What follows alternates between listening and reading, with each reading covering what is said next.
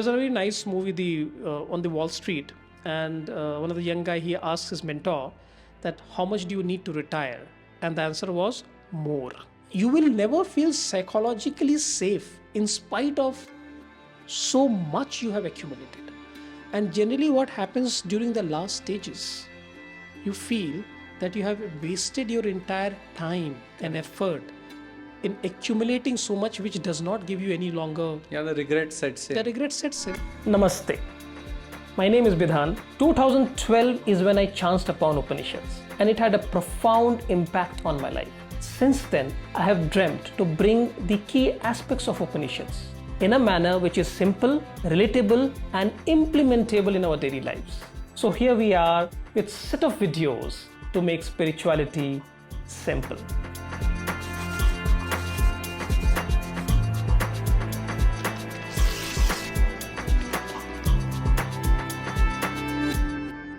Bidhan, does this world seem like a matrix to you? You mean a simulation? Yeah. Why? I don't know, our scriptures say that, right? Atma Satyam Tadanyat Sarvam Mithya iti. Everything is unreal. Everything is Mithya. Like I can see this mic, these cameras, these lights. Are these Mithya or I'm seeing something differently? Right. So Atma, Satyam, and Mithya, three important words that you spoke about. Honestly, if you do not truly understand what these three words really mean, then you may end up saying that everything is unreal, but it is not the case. We have to understand these words very clearly and carefully. And we are here to make spirituality simple, so why don't you help us do that? Thank you for saying that.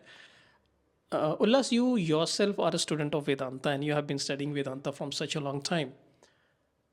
Now tell me, how do we end up misunderstanding these words like Atma or say Mithya or Satyam? I'm just asking you, how do these words get misinterpreted? Yeah, I think mostly when people think about Atma, it means that there is something which is indwelling in me. Yeah. From this body to another body, it will move on after the death. Correct. And Satyam is something like truth that we speak. Right. And Mithya is something which is absolutely non-existent. Completely unreal. Completely unreal. It's like there's no horn On a donkey or something. around my head also, right? Yeah. So, first of all, Mithya doesn't mean that it is completely non-existent or it is completely unreal.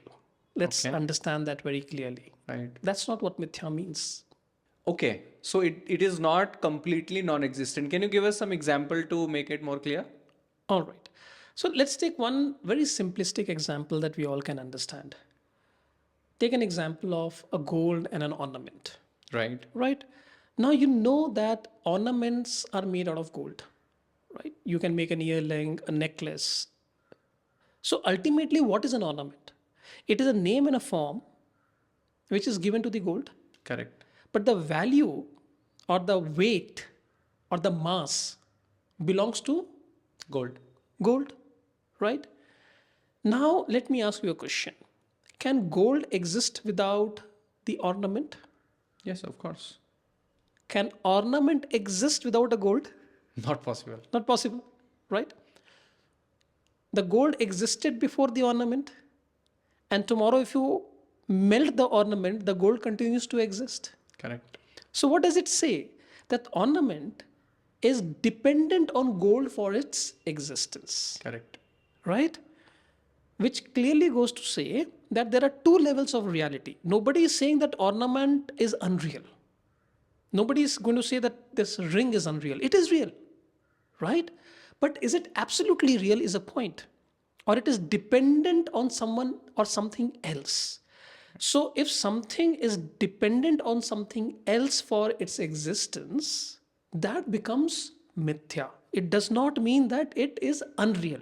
It simply means compared to a gold, an ornament is mithya. But does it mean ornament does not exist? Right. So you're right. So basically, something which has a dependent existence Yes. is Mithyā, something which has independent existence is perhaps Satyam, is what you're trying to say. That's the point we are looking at. Maybe we are not discussing Satyam right now, but as far as Mithya is concerned, you're right. Something which is dependent existing. So it's like a technical word, Mithyā, in itself. It's not something which is usually colloquially understand. Yes. For example, we see things like we say, okay, I finished my work at office. Yeah. That works mean different. Whereas if we talk about work in the context of physics, that means effort into displacement, force into displacement. Wonderful. So work means different there and work means different here. So maybe in our general talking, we say Mithyā as completely unreal, but here in Vedanta, it means something which has dependent existence. This is such an interesting point that you have brought out, Ullas. When you brought out the definition of work, generally what we say, you're right, that I have done the work today. But actually, from a physics perspective, the work is, as you said, the effort and displacement. It's a very technical word. Similarly, Mithyā is a very technical word. So when we say the entire world is Mithyā, it does not mean the world does not exist. But it has a dependent existence. Right. Right. The other way to understand Mithyā is that the word is anritam. It simply means that changes. Say, for example, between the gold and the ornament, does the gold ever change? Right. Gold remains a gold. Right. But ornament can change from an earring to a toe ring to a necklace to whatever forms. So everything that changes, which is also known as anritam, that is also Mithyā. Mithyā. So you can also see Mithyā from that perspective, something that is always changing, and Satyam is the one which does not Change. change. But there is another, so usually another example they quote in the scriptures is there is pot and clay. Yes. For example, clay has independent existence, but pot has dependent existence. Yes. But if you think about it from a normal person's perspective, a layman, pot is the one that I make use of. Clay is of almost no use to me. So what if clay is the real thing and pot is the Mithyā, but pot is the one that you and I use? So then what good does it do for me to understand that this pot is Mithyā? Or this world is Mithyā. Or this world is Mithyā for that matter. So last you have to see that there's a difference between the utility and the expectation. Nobody is saying don't use the pot. But if you expect the pot will never corrode, the pot will never break, the pot will remain as permanent as a clay is, the problem comes there. It's again not about the utility, but the expectation that I have. So let us see how does it work in our day-to-day life, right? Now, look at your own body. The body will change. It will have problems. It will grow old, right? You look at your own self. That today you may like a specific person. Tomorrow you will start disliking that person. Right. Your personality will change. Happens all the time, right? Happens, right? Your belief system will change. What you thought is right today, maybe 5 years before you would have had a different perspective, isn't it? Right. Right? So your beliefs are also changing. Right. So there are people who used to like you at some point of time may not like you today. Possible. Correct. You may have a job today, tomorrow you may not have. Possible. Yeah. Right? So the relationship goes haywire. Possible. So there is a lot of changes which is happening. And that's the point I'm trying to say, that everything has its utility. The job has its utility, the relationship has its utility. But if somewhere we expect permanence out of something impermanent, that is where the problem is. The problem is not the utility. The problem is the Wrong expectations. expectations. Right. Yeah. And I think maybe that is why we try to, save money, make sure that my job goes on forever. Like there is a job safety and this relationship always is there. So, I'm trying to make my bank balance. That is why, because everything is changing. You never know what will happen tomorrow. These days, the environment is, going everywhere. So I need to make sure that I am secure. All right. So what you're trying to tell me now is that if everything is changing, so there are two outcomes. One is that you would want to hoard as much as possible, right? If I'm using this strong word here. Yeah. Why? Because everything is changing. So I want to Safeguard myself. Safeguard myself. The point I want to ask you here, Ullas, is when you look at everything is changing when you're trying to safeguard yourself. Are you doing it from a space of fear or from a space of understanding? Vedānta, why do you say it is fear?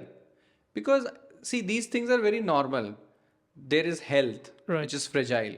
Tomorrow I have to ensure that my kids' education is funded. Right. My parents need to get hospitalized. And where is that all that money coming in? Unless if I save them, if I save money for tomorrow, how am I going to feel, comfortable today? Okay, so since we are on the point of Mithyā, we are saying that everything is changing, and therefore it is important for us to basically hold things. Yeah.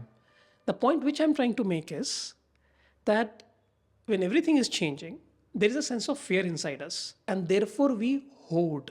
When I say we hoard, there are people who would have money which can last 7 generations, but still they're not very happy with what they have.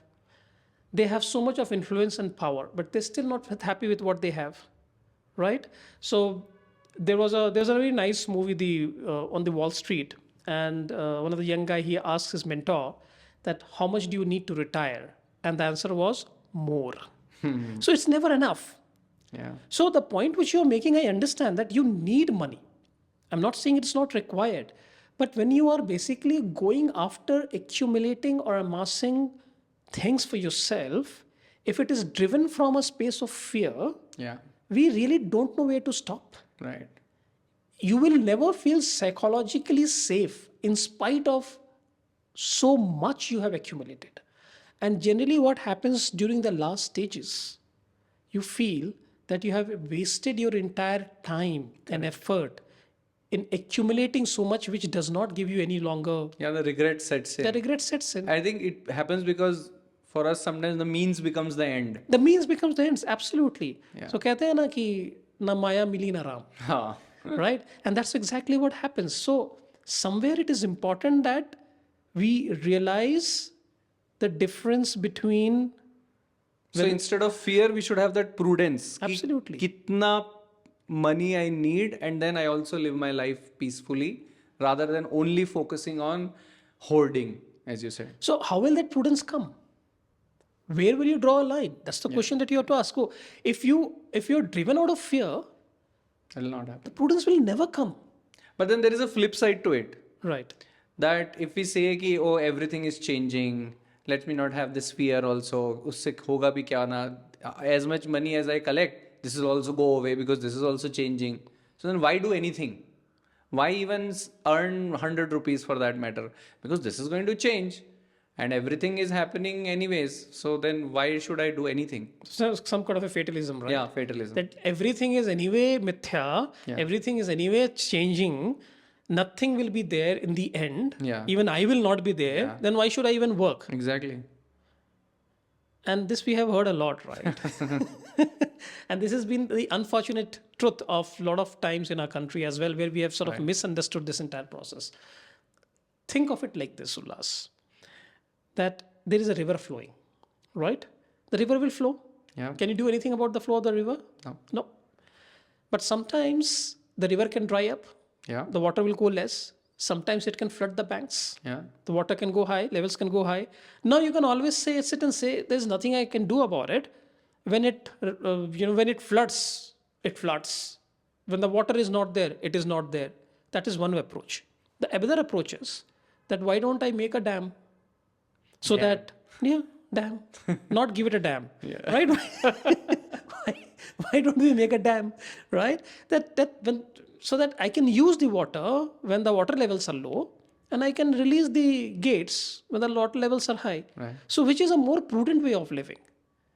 So the point is, if everything is changing, what are we trying to say? That if everything is changing, let me not do anything, Yeah.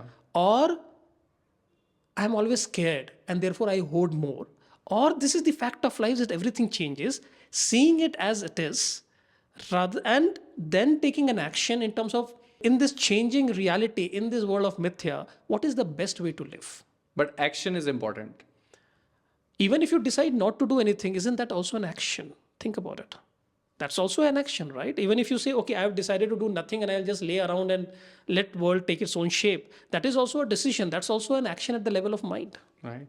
So then what needs to be done? Like act with the right understanding. Yeah, always look at it whether your current movement, it is driven, one, either out of fear or out of passivity, that chalta hai, I don't care, or it is driven out of understanding. Okay, this is how Explain with things some are. other example. Okay. So there's a very interesting example which is given in our text, and I'm going to tweak it a bit, Okay. just for a common understanding. Huh. For now, imagine the horses are basically your mind, and if the horses are running very scared, then what will happen? It will not rest, and maybe it will die out of starvation, right? Yeah. Or it will move in multiple directions if horses are scared. If the horses are lazy, it will not move. Yeah. So somewhere the horses needs to be channelized, Yeah. controlled, Yeah. so that it does not go in any extreme. This is the same example given in Bhagavad Gita also, right? Like where the Arjun's chariot is there. Yes. And all the horses represents the sense organs. Yes. And if you leave the sense organs but to themselves, they will all take you in all different directions. Your chariot will either not reach its destination yes, or God knows where it will go. Yes. So that mind, the reins of the horses, Is the mind, yeah. is the mind. And then the intellect is Shri Krishna. Yes. So we need to make sure that Shri Krishna, the intellect, is driving those horses rather than they just going haywire. So Absolutely. that prudence is very much That prudence is required, and prudence comes through intellect. Makes sense. So you can actually take horses as your mind or your sense organs and the reins. The idea is Yeah. that there has to be, and since you're talking about Bhagavad Gita, I mean, this example has come from one of the Upanishads, right? Yeah. Which one? I think Kathopanishad. Yes, this has come from Kathopanishad. So it is borrowed in Bhagavad Gita from Kathopanishad, is it? Bhagavad Gita is mostly borrowed everything from Upanishads only, but it's like a assimilation of all the major teachings. So it's like the essence of all the Upanishads. Okay, so now this makes sense that there is utility and then there is understanding. Correct. So pot does have a utility. Yes. But we need to use it with this right understanding कि it is going to change its color. There might be a day when it might have a little leakage around it. Right. There might be a day when it will break. Right. With that understanding, if I use the pot, then I'm not in that much of sorrow and guilt and all that. कि अरे तो टूट गया and all that. It is going to happen. Right. But meanwhile, I can always make use of that. So I don't feel bad and all. It is just a pure utility play. Perfect. In fact, if you look at Vedanta's stand, is very clear. It's not about pessimism or optimism. It's not pessimistic point of view that everything is changing. The world is mithya. It's not pessimism. Neither is optimism. It is the statement of fact that this is how anything is. That's it. This is how it is. This is how it is. So they also use another example in Vedanta is, that fire is just fire. Right. It is neither good nor bad. Right. It is, you need to understand what is the real nature of fire, which is heat. Right. It will burn things. Now we can use it if with the right understanding to either cook food or else it can burn the whole neighborhood around.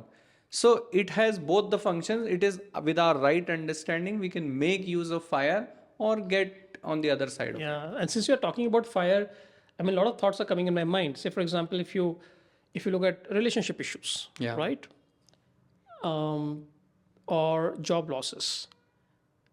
There are people who break down Yeah. if they have a relationship crisis, or if they lose their job, or if they go through some kind of other things, because somewhere deep within, we all expect things to be permanent. Permanent. Yeah. People change, right? I mean, someone whom you love may start hating you, or someone whom you have been dependent on may find you not necessary in their life, right? And so it goes in the organizations as well.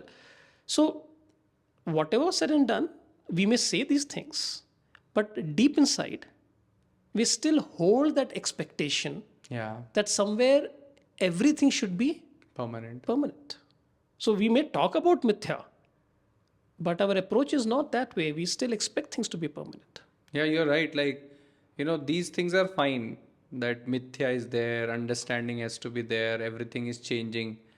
But Bidhan, don't people always think, oh, but hunger is real? Yeah. Loneliness is real. These challenges in real life are there. We can all keep saying mithya, mithya, mithya, but these things is what a usual human being feels. Now, what do we do about that? How do I make it work in my practical life? Is my question. That's a very good point. What you're saying is, fine, it is written in Upanishads, this world is mithya, the emotions or the relationships will change, the life situations will change. It's good to know, but जब आप उसमें जाते हो ना, all this knowledge doesn't work, right? We Evaporates. say when rubber hits the road is the real thing that happens. Correct. The first thing which is very important is nothing happens instantaneously. It takes time. The first thing that we have to do is, number one, be alert. When I say alert, look around you and see how things are changing. In your own experience, you don't need to go for extreme. See that are there set of people whom you liked at some point of time and today you don't like them. Look at that. Yeah. At some point of time, you thought they were the best people around, but today you don't. Has it ever happened there's someone else who were very fond of you at some point of time are not fond of you today? And same with terms of your business. When you thought your business was not going to do great, things change. And when you're expecting things to happen a certain way, it never happened. So first, be extremely alert and look at things which is happening around yourself and see how things are changing continuously. Do not judge, just watch the change. When you do this, your brain will automatically start understanding that things change. That's the first step. What is that? Alertness. Alertness. Second thing is basically pain management. So whenever things change against your expectation, you are going to experience discomfort. Let us accept it. You can't run away from that. Fair enough. Right? I expected something out of you. You didn't give it to me. I will experience discomfort. When you're experiencing that discomfort, stay with that discomfort. Instead of blaming anybody else, stay with that discomfort that, okay, I was expecting certain amount of permanence from this relationship, from this job, from this person, but that permanence was not there. When you stay with that discomfort, again, that's a very good way to sort of process this. Otherwise, what we do we end up blaming. He's like this, she's like this, world is like this, and we sort of get into that mode where everybody is against me. Yeah. I mean, So if we have that understanding, anyway, it is not permanent, so it will help. So yes, sitting with that pain and processing that pain is very helpful. And the third, the most important thing is that you will have desires. Let's accept it. If we are in this world, we are driven by desires.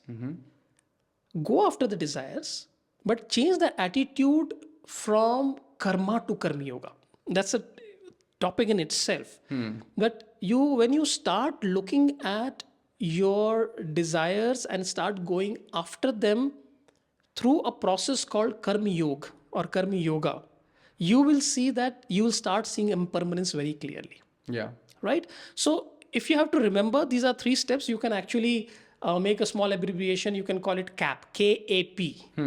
K starts for karma yoga, A starts for alertness, and P starts for pain management. If you do all these 3 together, you will see that when required, you will be able to accept the impermanence, mithyatvam of things around yourself. So in simple language, can you explain what is karma yoga, like maybe in a one line? See, karma we all do, right? You're doing this podcast with me. This is a karma. Now, what is a desire? Desire is that people should like it. Yeah. More number of people should get benefited. That's a desire. And that's a desire with which I'm doing this karma. In karma yoga, what I do is, I simply offer this entire practice as an offering to Ishvara, to God, to whomsoever, to the higher being. Correct. So while this is my desire, but I am doing this as an offering and just leaving it to Ishvara to give the outcome. So I'm not too concerned about outcome. While the desire is the guiding force, but I'm not stuck to the outcome. I'm more interested in how do I offer the best that I have right now? Right. How do I offer with certain amount of gratitude, or how do I give the best that I can give? So basically do it with reverence to that higher Yes. being, and then receive as if it were like a prasad, in which we don't question, we don't say it is less or more, tasty or not tasty. Yes. Whatever has come, we have done our 100%. Yes. We've offered it at the feet of the Yes. at the altar of the higher being, and Yes. then whatever we receive is what we receive, It and we was accept received, yeah. And what we receive, it is not aligned. I don't question that. And then I do my work again. For example, if I did not get what I expected, I did not question. I accepted, ki, okay, this is the prasadam. that. Correct. And now I will again offer my karma. Maybe I need to change the way I have been doing things. Maybe I have to redo it. Yeah. It doesn't mean I stop it. It just means the process, the attitude behind the action and acceptance Is there? Yeah. is there. So this is great, Vidhan. We started from a very theoretical concept of Mithyā, that everything is real, unreal, existent, non-existent, and now we have come to a practical framework, this KAP framework, Right. which we can use in our daily lives to actually accept and manage all the sufferings and pains, etc., that we go through by understanding what is Mithyā, what is not, what is changing, what is not changing. This is great. So, Ullas, this is what we do in our live workshops. In fact, if you are really interested to be a part of our live workshops, where we take the concepts of Vedānta and convert it into our day-to-day life so that we can use it and make our life much more meaningful, and we work out of fullness and certain amount of clarity. So if you're interested to be a part of this workshop, so please put your name and the number, which is given in the link, which is in the description below. And we will reach out to you as soon as our next batch starts. That's great, Mithan. And it also makes me think one more thing. In our scriptures, they also talk about something called vairagya, which is detachment. And I think with this understanding that everything is changing. See, the attachment why we have with things is because we think it is permanent. Like, अरे ये तो मेरा बेटा है तो हमेशा मेरा ही रहेगा, ये job तो मेरा है तो हमेशा मेरा रहेगा. That's why I get attached to that. Yeah. But now that if I understand that this is not going to be always there, everything is changing. So automatically with that understanding, my attachment weakens, and slowly detachment will start setting in. Beautiful. So that also helps with this type of an understanding. It does. So here you see detachment is not forced. It is coming out of understanding. Correct. And this is what we call spirituality made simple. Nice. So interestingly, Ullas, what we have seen today, that Mithyā does not mean it is completely unreal. Right. It simply means it has a dependent reality, or for a very easier understanding, something that always changes. And as you rightly said, if we see that everything is changing, to a lot extent, you will basically, your level of attachment will slowly drop off. Not because you're forcing yourself, but through clear seeing. And when your level of attachment drops, your ability to deal with changes becomes much easier. Correct. Right? So, and then yes, we can always use that framework to allow the process of seeing this reality become faster. Yeah. And at the same time, it doesn't make us fearful, as well as it doesn't make us fatalist. Yes, that's very important. It Because doesn't these make us fatalist. two things, both the other extremes, we kind of drop off.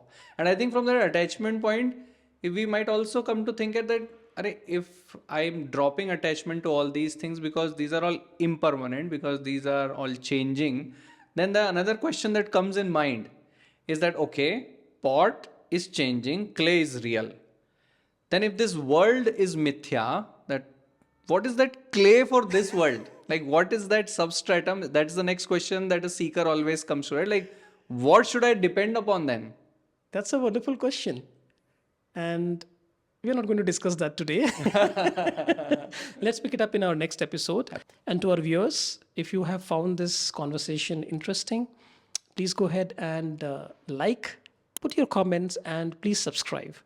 And also put the notification bell on, because we don't come with regular videos very frequently. So as and when we come, you'll at least get to know that we have come with something which can be interesting for you to watch. I think we have also covered one of the verses of. Yes, and that's interesting. Today we have covered one verse of Tattva Bodh. Okay. In fact, in the previous sections, if you look at, we have already done Sadhana Chatushtaya. Okay. We had 6 to 7 videos only on that. And it is the first verse after Sadhana Chatushtaya. So if you're listening to us, you are actually learning Tattva Bodha in a very, very simplistic language. So be with us, and we'll see you very soon. Till then, let there be grace in our seeking. Namaste.